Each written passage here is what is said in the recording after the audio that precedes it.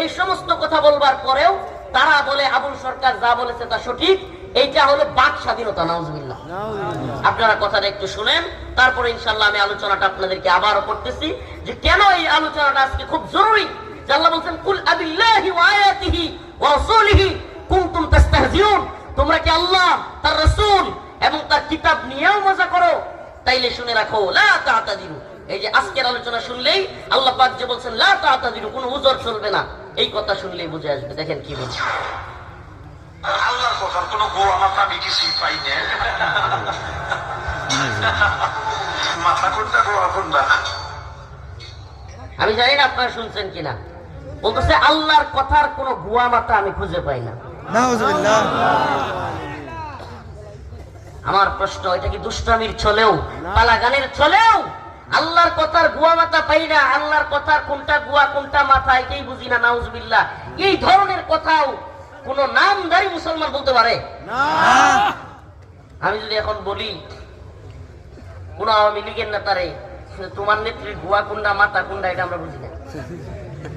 যদি বিএনপির কোন নেতার সামনে বলি তার নেত্রীকে, সে অবশ্যই কষ্ট পাবে। এই এনসিপি কিংবা আরো যত দল আছে, এদেরকে যদি এদের বড় নেতা কিংবা এদের বাবার কথা বলা হয় যে তোর বাপের গুয়া কুন্ডা আর মাথা কুন্ডা, আমি কিছুই বুঝি না, তার বাবাকে বললেই সে কষ্টে এই লোককে তরবারি দিয়ে মারতে আসবে। কত সত্য না মিথ্যা? অথচ আমার রব, রব্বে কাবা, যার কাছে আমাদের জীবন, যার কাছে আমাদের মৃত্যু, যার কথায় আমাদের জান্নাত, যার কথায় আমাদের জাহান্নাম, আরে পুরো পৃথিবী যদি আমার বিরুদ্ধে চলে যায়, এই পুরো পৃথিবী মিলে আমার মাইরে ফেলতে পারবে। এর চেয়ে বেশি কিছু না। পুরো পৃথিবী মিলে আমাকে মারতে পারবে, শহীদ করতে পারবে, কিন্তু আমার আল্লাহ যদি আমার ক্ষমা করে দেয়, আমার জান্নাত দিবে।